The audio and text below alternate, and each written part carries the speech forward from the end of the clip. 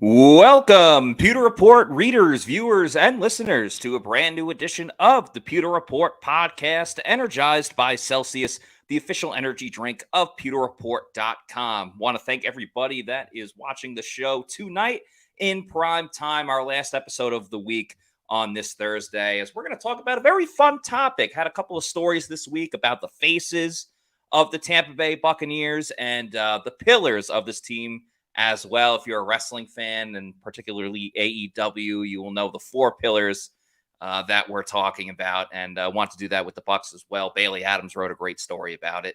And so we appreciate him for doing it. He's not on the show today. I'm your host, Matt Matera.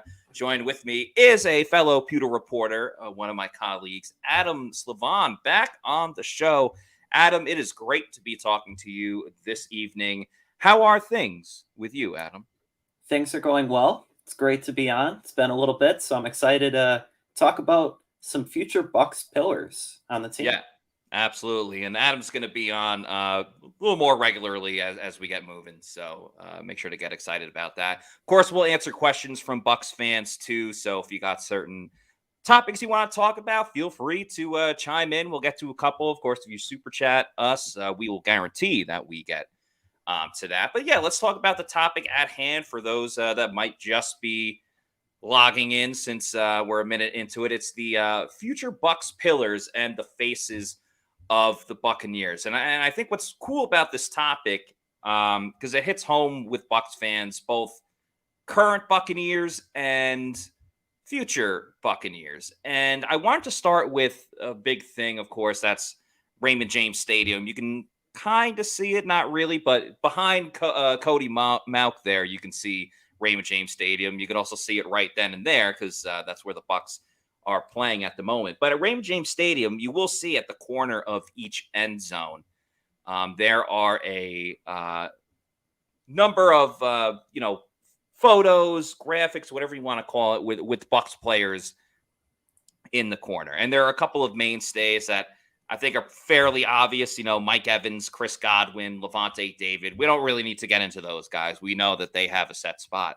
But because there are certain players that aren't here this year, most notably Tom Brady, Leonard Fournette, there's going to be some changes to those pictures. Who's going to be up on the graphic when the Bucs are welcoming in all the fans to Raymond James Stadium starting week 2. Well, I guess the preseason, but starting week 2 of the regular season against the Chicago Bears. So, Adam, let's go with just the guarantees overall. I got, in no particular order, Mike Evans, Chris Godwin.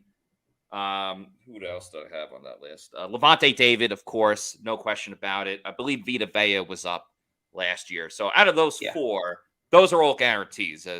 Am I wrong? Yeah, you're completely right on that one.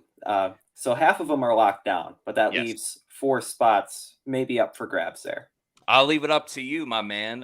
Who do you have in mind? Who gets the schneid? Who's left off the list? Kind of like Team USA back in the 1980s when they had that last round of cuts with the hockey team. That's very specific reference, but someone will get it. Who are you leaning towards? So I think another guy that you could probably pencil in there is Shaq Barrett, although he will need an update with his new jersey number switching from 58 to number 7.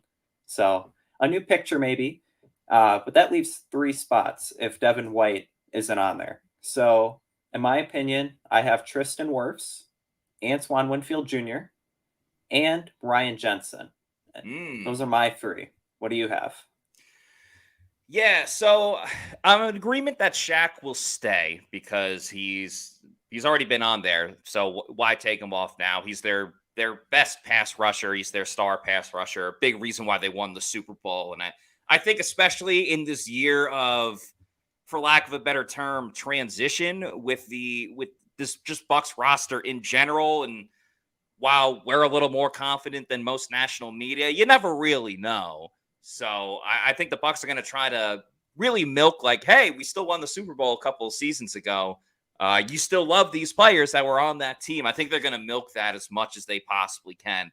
So I agree with you. I think Shaq will be there. I almost forgot that he has another number that he switched numbers. So it'll take a little bit getting used to that one.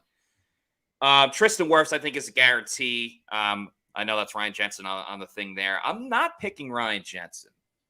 I just think, he didn't play at all last season. It's exciting that he's coming back, but and he is a mainstay on this team, but I don't know how much longer, once his contract is done, how much longer Ryan Jensen is staying in Tampa Bay, where Tristan Wirfs, like, he's going to get re-signed. He's going to be a Buck for an extremely long time.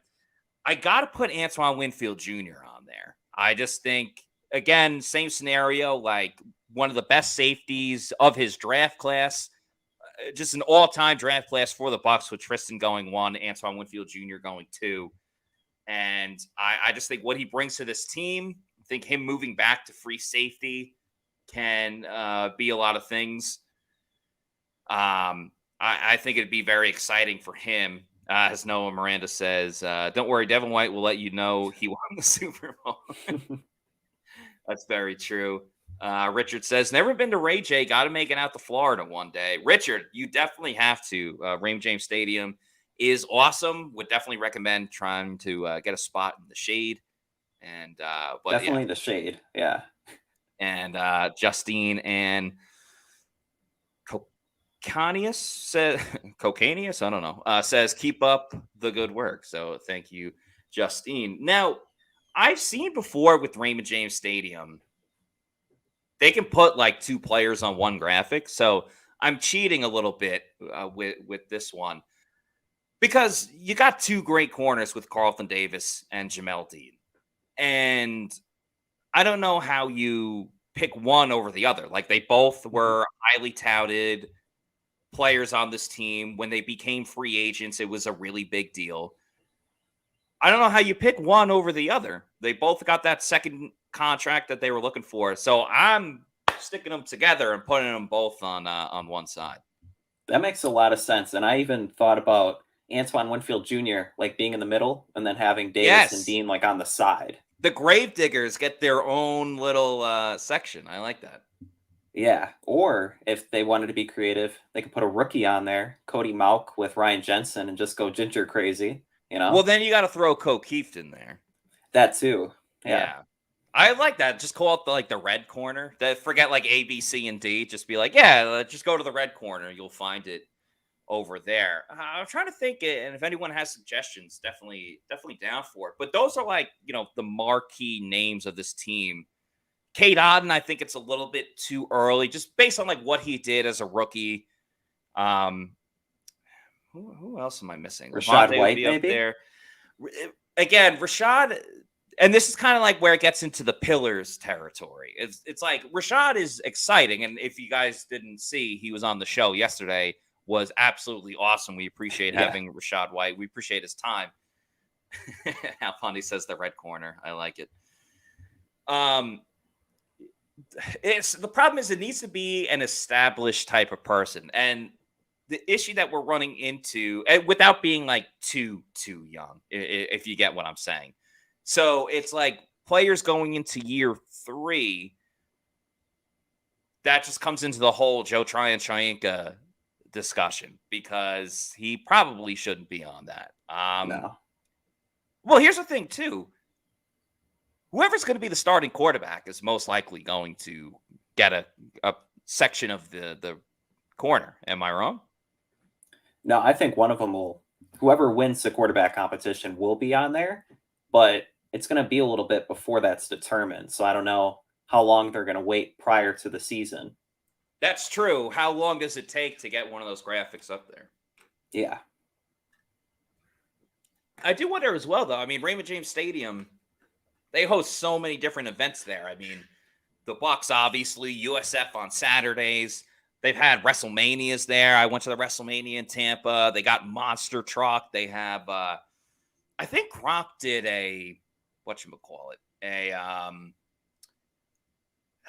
not like it's not Iron Man, but it was kind of like a race. Yeah, I think it's called like a Spartan race, or shout out UT, or some type of like race. They're Tough Mudder. That's another one. But yeah, like he did a Spartan race there. They've done Top Golf at Raymond James Stadium. And of course, there's a billion concerts there. Taylor Swift, Ed Sheeran. So don't get me wrong, like Raymond James Stadium is usually popping where you can get a lot of turnover fairly quickly. I feel like you can get the images up there pretty quickly. So let's talk about the pillars then, because that is, I think, a little more open to discussion. We know the faces of the Buccaneers, and we also know the faces of Celsius Energy Drinks, the official sponsor of the Pewter Report podcast and pewterreport.com. So many great flavors. If you want to make your own pillars of Celsius Energy Drinks, please go ahead. There's so many to choose from. You see the Oasis 5. That's the newest flavor they got out. Sparkling lemon lime and sparkling orange is great as well. I drink the cucumber, strawberry lemonade. What else? Tropical Vibes, awesome, and Arctic Vibe, personally, is my favorite. There is no sugar, no post-energy drink crash or jitters that you get with other Celsius drinks out there. Or sorry, other energy drinks out there. Richard saying the Canales corner. I like that. And he also says, my local 7-Eleven selling Celsius 3 for $6. So make sure you get that deal. If you need to find a Celsius, what convenience store you can go to, punch in your address on the store locator, and it will let you know your closest Walmart, Target, convenience store, or your bodega. So check it out. So many great different flavors of Celsius Energy Drinks, the official sponsor of the Pewter Report podcast. Adam, you said that you had a list of some of the pillars that you think are leading this Bucs team into the future. Why don't you rattle off a couple for us so we can kind of jive back and forth about it? Yeah, so just to kind of give some backstory, Bailey Adams, who originally wrote the article, he stated that his pillars would be Rachaad White, Zion McCollum, Kalijah Cansey, and Trey Palmer. Before I give my list, I have some honorable mentions. Okay. So Kyle Trask. Oh. Cody. Yeah. We can talk about that one. I have Cody Mauch, Kate Otten, and because of Josh Capo, Jake Marta. So those are my honorable mentions. Wow. I don't know if you have any, but I had a couple. Like Kate Otten was definitely on my list. Kalijah Cansey, I know it's early, but just a first-round defensive tackle, I think is important. The only other rookie I would take, really, Servassier Dennis, because, again, eventually they were going to have to replace Levante David and maybe Devin White. We're not totally sure about that just yet. But if there's anyone in this draft class outside of Cansey that's going to be like an immediate guy, Cody Mauch for sure. I wouldn't really argue against that. But Servassier, middle linebacker, inside linebacker, running this defense. I think the Bucs, especially with where they took him, that could be an absolute steal if he's your starting inside linebacker for the future. Definitely. And like kind of sticking with the theme of like 2022 and 2023 draft picks, I think those are going to be the guys that are really the next core of Bucs players. Yeah. And it's really going to determine like the team's ceiling in the coming seasons. Yeah, without question. And I think so. We'll get to Kyle Trask in just a second, but the guys you really started off with, like Rachaad White, who obviously was on the show yesterday, and we appreciate, again, Rachaad for showing up. Rachaad, why I have him on this list and why a lot of us do is like there's so much promise and there's so much potential with what he brings to the Bucs offense. And the fact that it's a new offense, thanks to Dave Canales, I think this offense is even going to suit him even better than it would have if this was the Bruce Arians system. Like he ran zone blocking in college at Arizona State. He's used to that. His strengths are his patience, and he's still very elusive. He talked about yesterday that he was putting on more weight, but he's also like not losing any of his speed. So he's always been known for having vision as well. So you add all that together and this offense that allows the running back to really just interpret the play as they want to. I think that's right in the wheelhouse of Rachaad White. The fact that there's no big-time veteran now, it's going to be Rashaad's job because let's be honest, we could talk about running backs 2, 3, and potentially 4. I don't even know what order that's going to be. Is it going to be Yeah. Chase Edmonds that's RB2? Is it going to be Keyshawn Vaughn? Sean Tucker, Ronnie Or Brown. Sean Tucker. A ton of people are excited about Sean Tucker. Ronnie Brown has impressed running backs coach Skip Pete too. So it's really Rashad's job and then everyone else fighting for 2, 3, and 4. How that's going to play out, I'm not too optimistic yet. But with Dave Canales running his scheme, it's going to be great for Rachaad White. And that's why people are obsessed with him in fantasy football. And that's why he's a pillar of this Bucs team. Definitely. So I listed the honorable mentions. Rachaad White was the first guy that I listed as a future Bucs pillar. You brought up some great points. He definitely has a potential this season to rush for 1,000 yards easily. Mm-hmm. And last season, he also had 50 receptions and kind of being that dual threat running back. We talk about maybe Kyle Trask being a dual threat quarterback. Yes. Rachaad White brings a lot of value to the team, and he's going to have the perfect opportunity running under Dave Canales. And Rachaad White might be a little slept on around the league. I know Pro Football Focus recently came out with a top 32 running backs. Was he listed on there? No. He wasn't listed as one of the top 32 running backs in the National Football League. Get out of here. They put Ezekiel Elliott on there at number 30 ahead of him. That's just foolish. That's foolish. If you're looking for a fantasy football sleeper come August, Rachaad White might be your guy, but he's also someone that's gotten bigger. He mentioned yesterday on the podcast, he's at that 220 mark after being 210 pounds last year. And we all know he's an angry runner, somebody who can stiff arm his opponents like he did in Germany. Yes, he can. And just a really fun, mature guy. So that's my first pillar. Okay. Bringing up another name, we talked about Kalijah Cansey and just the explosiveness that he brings to the table. And it's right off the snap. And he's going to really open up the defensive line and allow a guy like Joe Tryon-Shoyinka to maybe have a big season and for Shaq Barrett to round into form. Because when you have that interior defensive line presence, it really creates opportunities for everyone. And Jason Light, he brought up some big names comparing Kalijah Cansey and Warren Sapp and John Randall, 2 Hall of Famers. Yeah. And Kalijah Cansey, he's somebody with a high work ethic. And like Rachaad White, very mature for his age. And he definitely has a high ceiling. He's often compared to Aaron Donald, not just for his frame, but for what he did in college and what he can do at the next level. Yeah, Adam, I'll tell you, the one thing I like about him, and granted it's really early and it's the Underwear Olympics because it's the OTAs, but the hustle and the speed that he already brings to this team. We talked about it on a recent show when it was Scott and I, but there was a play. It's either Baker or Trask that was quarterback. I want to say Baker, but for this story, it doesn't really matter. And they were rolling all the way to the right, and Kalijah Cansey was on the opposite side. And he chased the quarterback down to the point where if he didn't hustle, it probably would have been like a 5 to 10 yard gain. The quarterback got 1 yard out of it because Kalijah Cansey was there the whole time.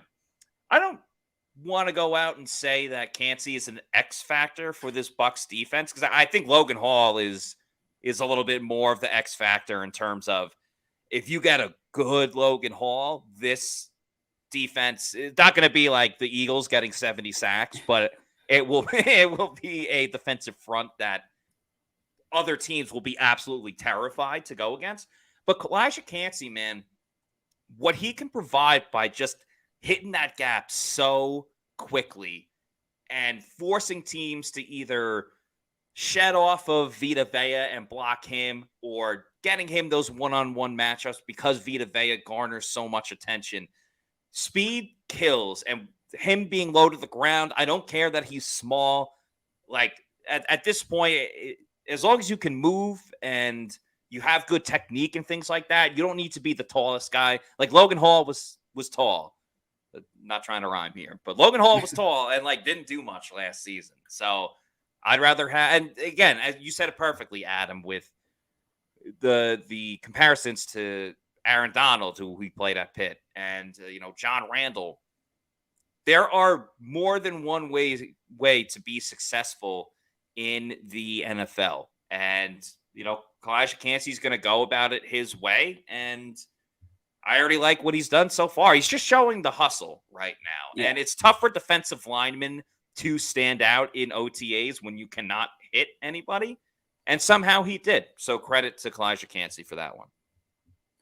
For sure. And so I think we're in agreement on two of the Bucs pillars, and Rachaad White and Kalijah Cansey. Is that correct? Yes.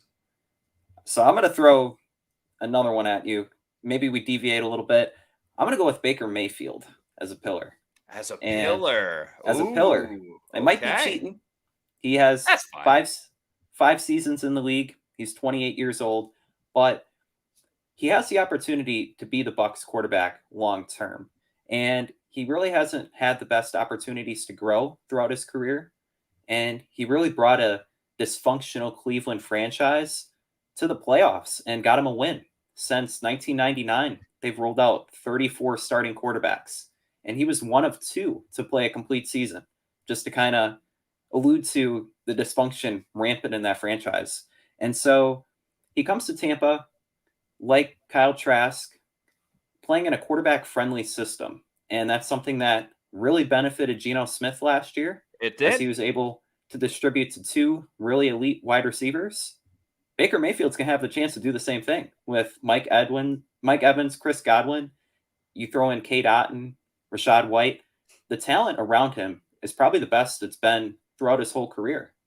And unless the Bucs really bottom out, he has a chance to play his way into a new contract in Tampa Bay. So that's why I have him listed. I don't know your thoughts on that, but it's exciting. So if Baker hypothetically pans out and has, let's just say, a Geno Smith type of season, what Geno did last year, and he is on a 1-year contract, if the Bucs sign him to a long-term deal, and like you said, he's 28, he could play another 10 seasons in the league, or if he's healthy and everything like that. If he ends up playing a decade for the Bucs, then without question, he is a pillar. I think it's difficult to put him on this list because, and I totally get what you're saying. And if it all pans out, then you're 100% right.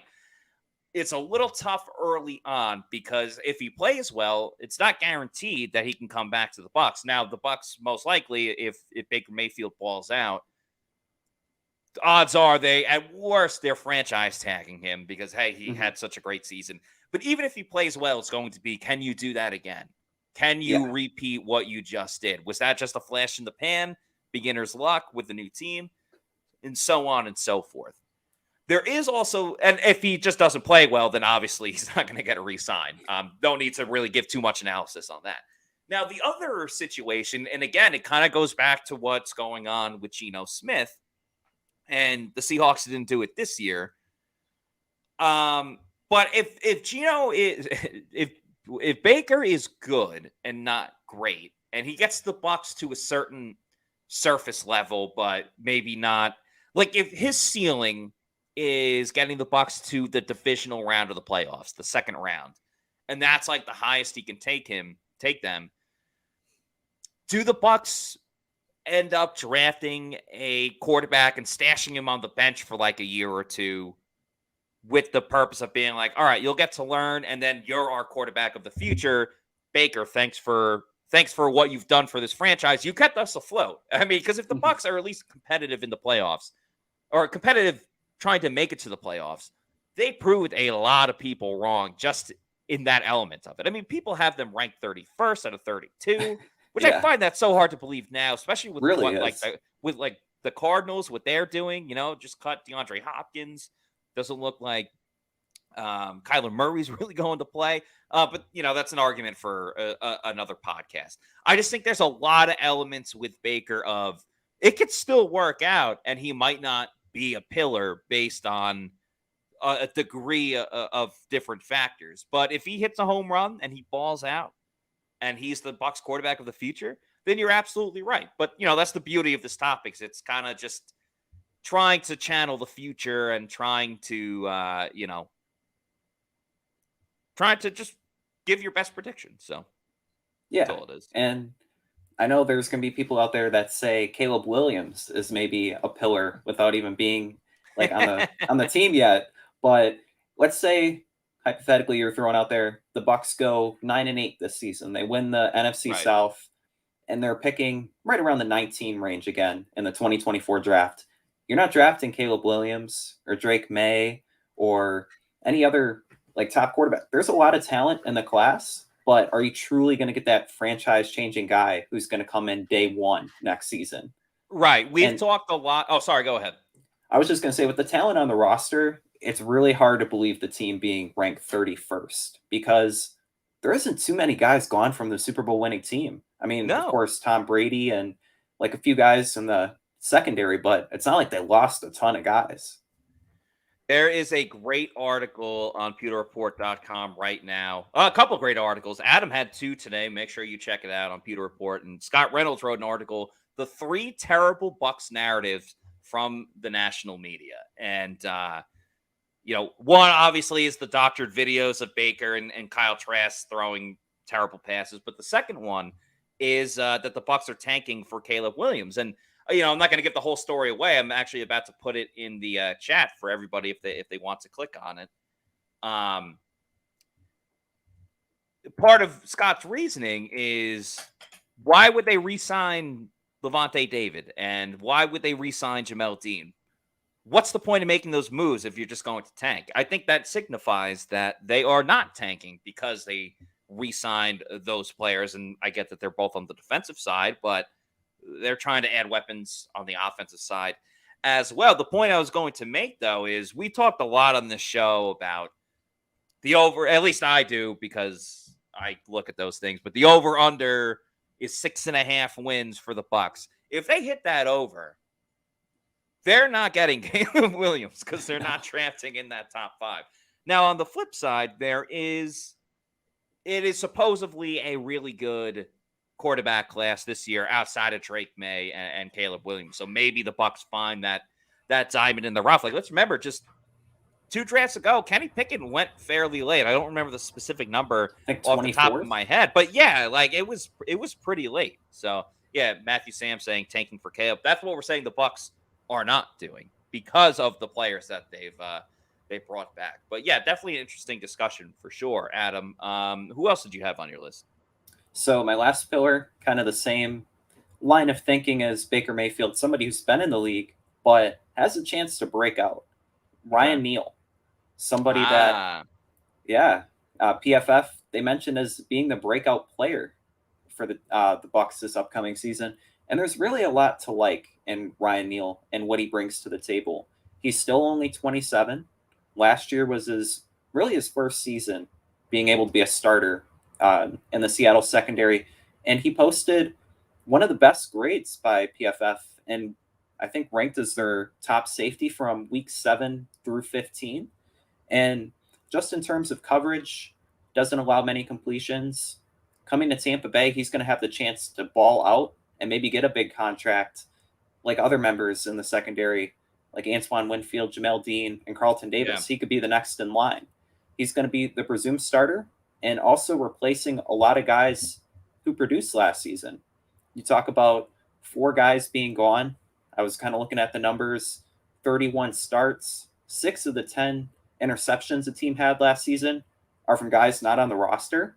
So trying to replace that, Ryan Neal is a great starting point, and I think he definitely could be a pillar of the defense. Yeah, Antoine Winfield Jr. spoke about him the other day, saying, I love having another veteran in here. It's a guy that he knows what he's doing, essentially, is what he was saying. I don't have the quote in front of me, but he knows what he's doing, so he likes having him there because that safety room is mighty, mighty young at the moment. I mean, Chris Isian, Kayvon Merriweather, Kedrick Whitehead as well. Nolan Turner's from last year, but another undrafted free agent. So there's an influx of youth at the safety position. Ryan Neal still being young, but the older guy in this room. And Adam, I'll tell you, man, being at OTAs the last couple of practices, we're there once a week on Tuesdays. That's open to the media. There's one more coming up this or next week, that Tuesday, and then it's mandatory minicamp after that, which will be a lot of fun because everybody will be there. We'll see about Devin White, but everyone else will be there. which will be cool. But man, seeing Ryan Neal lined up next to Antoine Winfield Jr. and just around the other safeties, this guy is big. He is gigantic. So I think he's going to bring a little bit of that Devin White, that Jordan Whitehead flavor of a guy that can play in the box. That's going to lay the smack down on everybody. He's going to lower that shoulder, give the boom. I love the fact that he's played in different spots in Seattle. Like, yes, he has played in the box, but he's also played in the slot, and he can play free safety as well. So he can do a little bit of everything. He's a super charismatic guy. Getting to talk to him, he just kind of like breeds that confidence that you love to see, really, from any player, but especially a guy coming into a new team. So yeah. I think that's a great choice because, again, you're trying to like toe the line of Antoine Winfield Jr. is already a face. Like, we know he's a pillar. He's a face of this team. Some of the other guys that we've already talked, like Tristan Wirfs, we already know he's a pillar. He's a face of the team. Where these other guys, it's like, will they become that? Essentially, is what we're getting to. And the other part of it that I think is so interesting is it's a little bit, the Bucs are trying to find the same amount of success that they got when they signed different positions, obviously, but when they signed Shaq Barrett years ago, Shaq was just a guy on the depth chart behind great pass rushers, including Von Miller in Denver. So he never really got the opportunity to be that starter. And then he came to the Bucs and went absolutely buck wild in that first season, the greatest pass rushing season by an individual in team history, with 19 and a half sacks for the Bucs that year in 2019. And it could be the same thing with Ryan Neal. Now, he got a little bit of more playing time last year, just given the fact that there was a lot of injuries. Jamal Adams gets injured all the time with Seattle. Previously the Jets, now Seattle. So he got a little bit of more playing time, but now coming in being like, you are most likely the starter. The Bucs aren't going to say that right now, but just way more playing time to see what this guy can do is super, super exciting. Yeah. And it's really easy to see, like you brought up the Shaq Barrett comparison. I really like that. Like, he definitely has a chance to break out and get that payday and like just be on the field. Like that's a big thing for a player to develop, is being out there playing. And when he was out there last season, he put up some really impressive numbers, had career highs across the board. And he's just somebody that, in terms of free agency signings, could be one of the biggest steals of all of them. Yeah, no question. I mean, I think right now Shaq Barrett might go down as the best free agent signing in Bucs history. It could be up there. I like this comment from Wayne Hackinson, who says, I'm worried about Bowles keeping the secondary confused. We've seen in the past, defense just not on the same page. I think the first thing that comes to mind, cover your ears, Bucs fans, is the deep shot to Cooper Kupp in the divisional round of the playoffs 2 seasons ago that ended the Bucs season. Which, honestly, if we're being real, in the Brady era, like 2020, they won the Super Bowl, and then we know what happened in 2021 and 2022. I kind of feel like 2021 was their best team out of all three. And that team, if they win that game, I think they have the clearest path to winning the Super Bowl. But, I digress. Yeah. The secondary being confused, though, I look at it 2 ways. One, yes, you're bringing in Ryan Neal. You need to find a slot corner. But you still got Antoine Winfield Jr. back there, and you got Carlton and Jamel at the corner. So you're talking about guys that have been in this defense literally their whole career. You're only asking like 2 guys to really figure it out. With that said, it seems like every year there are these silly little blunders, and why are they still happening at this time? So I do think there's a little bit of a concern, but there's also been a great turnout at OTAs by a lot of players. So it's definitely something to think about, but it's something I wouldn't lose sleep over, if that makes sense. And it's also worth noting that what really attracted Ryan Neal to come down to Tampa Bay wasn't just for the opportunity to be a starter, but also to play under Todd Bowles. And he expects a lot out of his safeties, but in the end, it works out more than it doesn't. Besides, you mentioned that Cooper Kupp play. That was a really, really rough seeing him come back just to lose in that fashion. But besides that, throughout the season, and what like even last season, what really kept the team in the game was the play of the defense. And No question. a lot of credit should be given to Todd Bowles. There is some level of concern in just like how complex the the schemes and formations are for the members of the secondary, and kind of watching the guys in front of them. It's kind of like a chess match, and the safeties are expected to be the final piece to really put Yes. them over the top. So yeah, there's some concern, but at the same time, it brings out the best in them. And I think that's what you've seen in Antoine Winfield in his career, and guys like Mike Edwards, Logan Ryan last year, and maybe Ryan Neal this year. No, you make a great point, and it goes under the radar a ton. The Bucs defense kept Tampa Bay in so many games last year. Brady got the headlines because what's the last thing we remember? Awesome comeback. Awesome comeback against the Saints. Who was the other big comeback against at home? The Rams? The Yes, Cardinals? yes, against the Rams. Yeah. Because Kate Otten scored one of them and Rashad White scored the other. But yeah, anytime there's an awesome comeback, you go, oh, Brady did it again. Well, it's like, yeah, well, the defense held the opponent to under 20 points while the offense struggled for, 57 out of 60 minutes of the game. So the defense, it very much went under the radar. It was not fair to them. So, yeah, you make a really good point that we're kind of just highlighting the bad part without giving them their credit, their due for a lot of the good things that they've done. Like even the pass rush, Bucs were in the top 10 in sacks last year, and we still don't even really think that they did a pretty good job. They didn't do very well at, just getting after the quarterback with the front four. I think Todd Bowles was kind of forced to dial up a number of blitzes, and that's one thing that I'm really looking at this year is Todd going to be dialing up blitzes because he wants to or because he has to? Because if you want to come up with, interesting things, fine.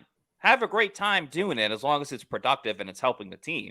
But if you're going, hey, Kalijah Cansey's not panning out, Vita's getting double team, and the edge rushers are kind of faltering again, that's definitely something that deserves attention going into this year. I think that's why, Logan Hall isn't really on this list at all, or an honorable mention. That's why Joe Tryanchenko, we haven't really talked about him as much.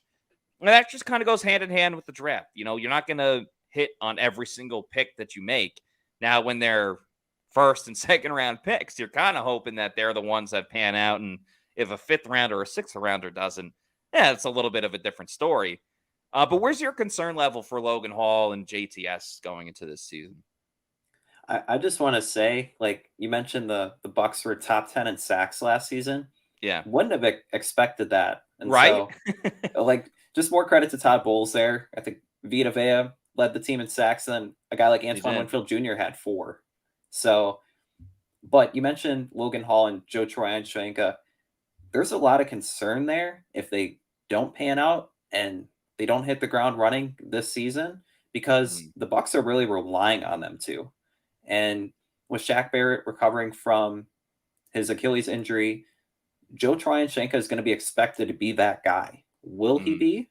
That's a whole other question. And then somebody like Logan Hall, with Will Golston gone, he's going to be the likely starter along the defensive line with Vita Vea and Kalijah Cansey. With those two guys maybe opening up holes for him, Logan Hall should really have a really big season. And if one or both of them, they don't, the pass rush is not going to be as good as it was last year when there was concern. And so there's definitely a level of concern there, but there's also some promise. You see Logan Hall, he's added to his frame this offseason. He was kind of on the lighter side, I think around like 300 pounds. And so putting on 15, 20 pounds will really help him. And then with Joe Tryanchenko, another season to develop and learn, and maybe just get that one final step. Last year, there were so many times you get that pressure. So close. And you force the quarterback out of the pocket, just to not finish a play. So if he finishes a play, you're talking about maybe double-digit sacks. Two very important guys for the Bucs, specifically on the defensive side of the ball, going into this year. It's important that you pay attention to them because it may, play a role in how you bet on the Bucs, how you bet on this team or against this team this season. If you're going to be betting, make sure you're doing it at mybookie.ag. We've all been there before. A weekend trip to the casino canceled because real life came calling. Well, MyBookie's new and approved online casino is here to change the game. Dive into a truly realistic casino experience featuring the latest in slots, progressive jackpots, and live dealer action, all from the comfort of your own home. Take advantage of weekly blackjack tournaments and a brand new collection of high-end games for a chance at real cash rewards. The MyBookie Casino provides a Las Vegas experience when the action's in your hands, and the best part is you don't even need to wear your pants. Though, I'd recommend. Your adventure at the MyBookie Casino begins today with the generous sign-up bonus using the promo code Pewter, that's Pewter, to secure yourself a sweet deposit bonus. And that's not all. Because their revamped loyalty program ensures that you'll be showered with rewards, including free spins, cashback offers, and a host of exclusive VIP perks. The more you play, the more you win. Play anytime, anywhere with MyBookie Casino. That's mybookie.ag, promo code Pewter, Pewter. You can also get $1,000 up to $1,000 with your first deposit bonus using that promo code Pewter, Pewter. Even if you learn from Plant City Math, you know that is a heck of a deal. So once again, mybookie.ag, promo code Pewter. A lot of great things to bet on right now. Baseball's in full swing. The NBA Finals starts tonight. There was a great video you guys may have seen. They asked a bunch of Bucs players. I know Baker Mayfield was one of them, Rashad White, a couple other guys as well, who they have winning the series. I'll tell you guys already, I've made a couple of prop bets. I have the Nuggets. So I really think the Nuggets are going to win the series. I kind of think they're going to smoke the Heat. So you can do prop bets of like, I think the Nuggets going to win in 5. I think the Nuggets going to win in 6. So I took the Nuggets in 5 and 6 because the payouts are so big that as long as they hit one of them, I'm going to win out pretty big. I also took a prop bet tonight. I parlayed Nikola Jokic over 51.5 points, rebounds, and assists with the under in Jimmy Butler's points, which is like at 28.5. But then separately, I took Jimmy Butler over 6.5 assists. Shout out to Stephen Shea for that one. Trust the data. And while I think the Nuggets are going to win the series, I might take the Heat tonight +9. I could see the Nuggets winning in a close one because it's the old rest versus rust type of thing. And the Heat just played a game 7, and the Nuggets had like 9 days off. So those are some of my bets tonight. And of course, the Stanley Cup's coming up in a couple of days. Panthers and the Vegas Golden Knights. I think I'm going to bet on the Panthers to win that series. But Adam, what do you think about the NBA Finals? It's a good time for Florida. You mentioned it really the Miami is for Heat South and then Florida. the Florida Panthers.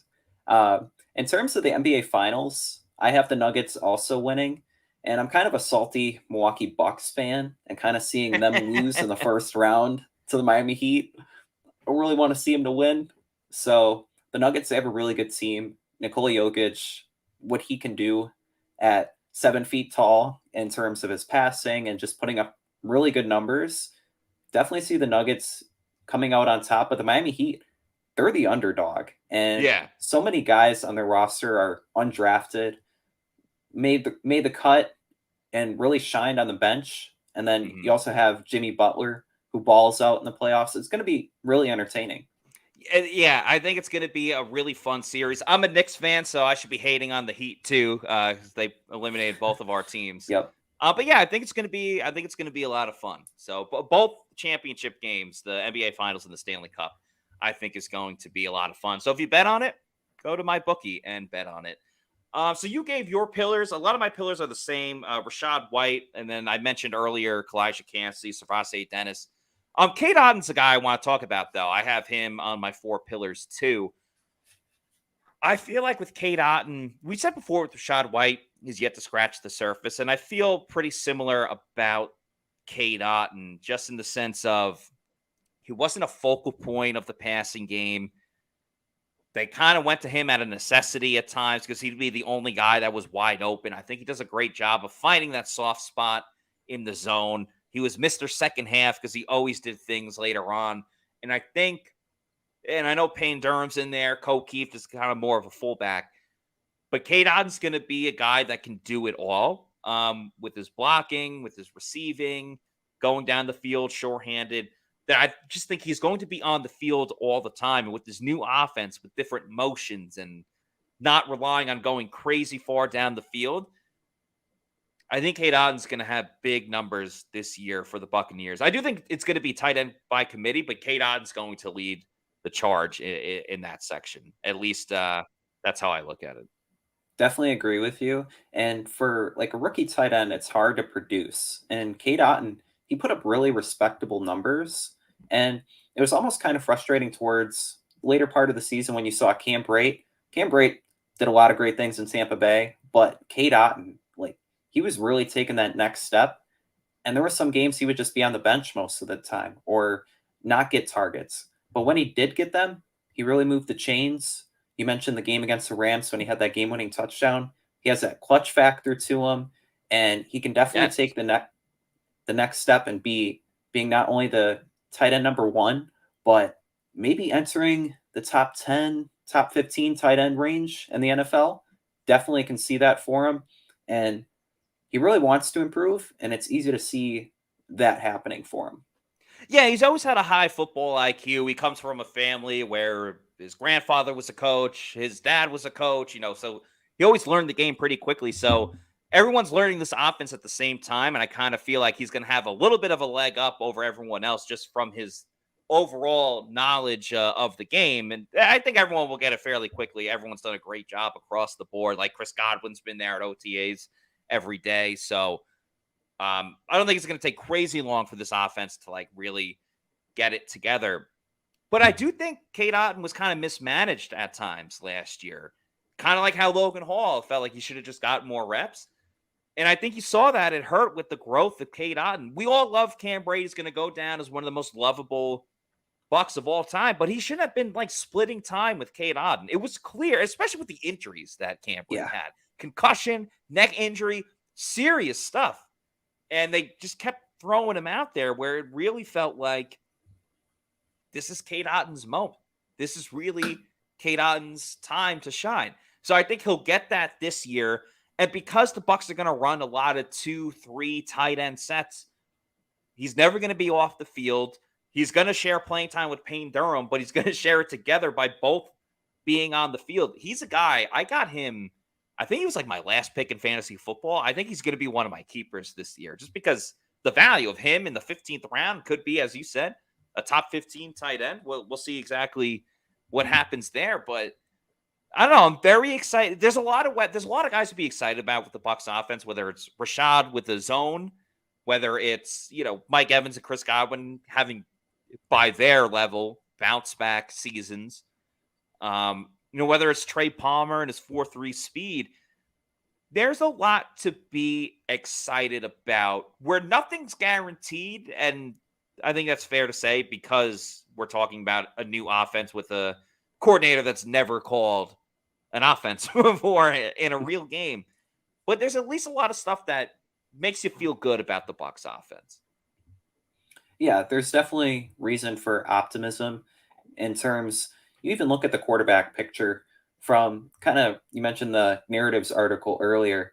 There's a lot of perception out there that the quarterbacks are going to be awful this year for the Bucs, or Mike Evans and Chris Godwin, they might not be able to produce the numbers we're so accustomed to seeing watching the team. But there's definitely a lot of reason for hope, and it starts with the pillars. And if some of the young guys really produce and they reach their talent level that they're capable of, there's a lot of reason to be excited. And you see that on all levels throughout the roster, on offense and the backfield.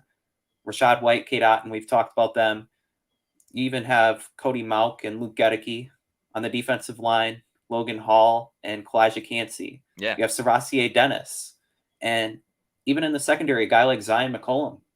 Haven't mentioned him much, but no, what he can do in terms of his athleticism, being 6'4", And the last year's draft class, you had Tariq Woolen and Duron Bland, I think it was. Yes. They had really good seasons. Zion McCollum was kind of spent a lot of time developing. Somebody that could really take the next step in 2023. With so many guys gone, he can definitely improve and become a starter in the NFL. And then also Jake Marta. Shout out to him. Of course, shout out to Golden Leg. People shouldn't sleep on Zion McCollum, though. Wasn't a great rookie year, but that doesn't mean that he can't reach his potential. He's got that speed. He's been impressing people this offseason. Can play outside. They might even move him to inside. So that was a solid observation about Zion McCollum as well. Another solid observation is if you see and we're talking about so many different players here.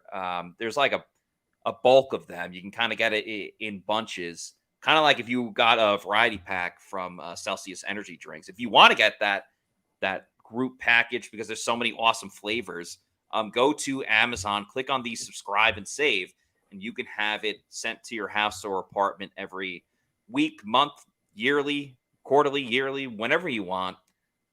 Do the subscribe and save.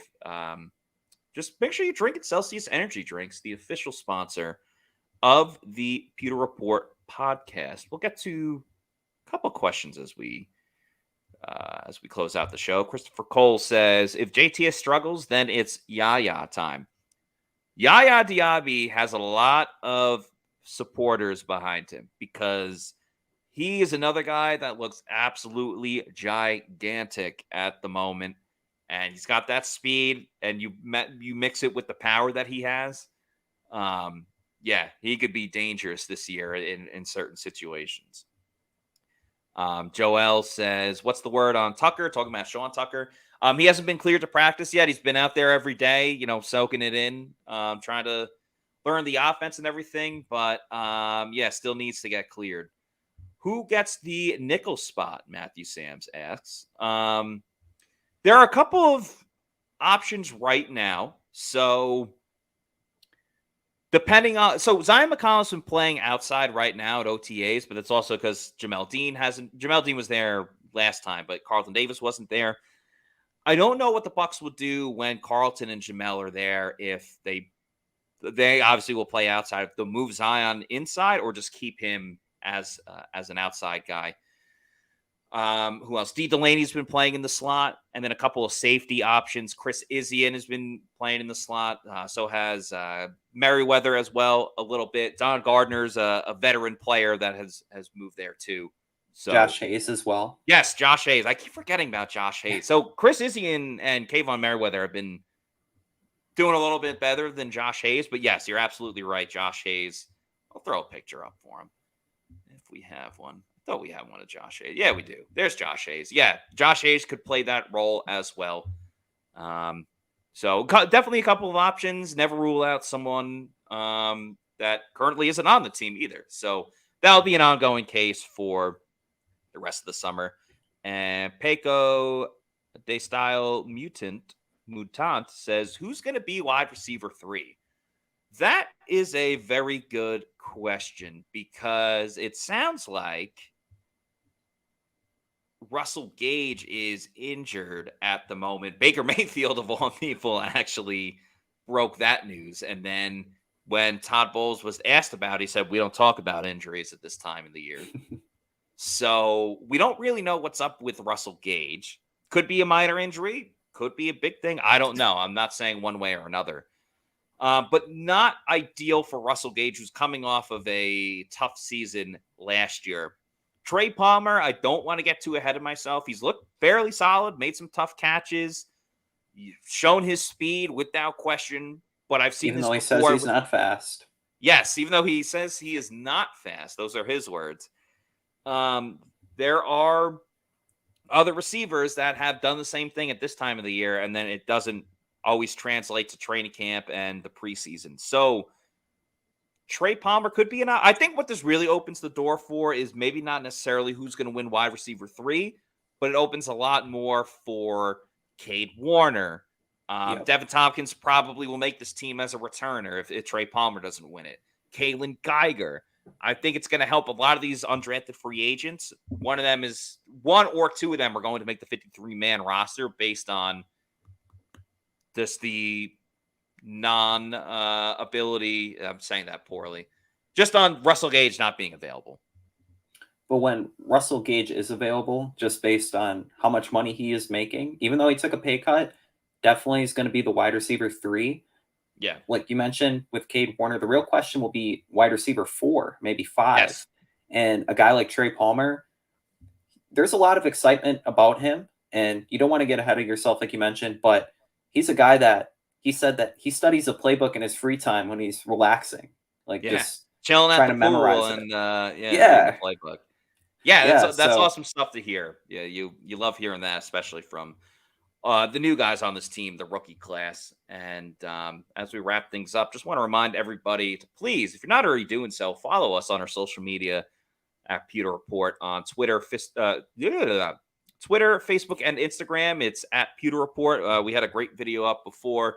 Cody Mauk talking about his Mount Rushmore of WWE wrestlers, if you're into that. And then, of course, on YouTube, we are at Pewter Report TV. Please like and subscribe to this station, this episode, to the YouTube channel. We're always putting out content, always putting up a lot of great stuff on the YouTube channel.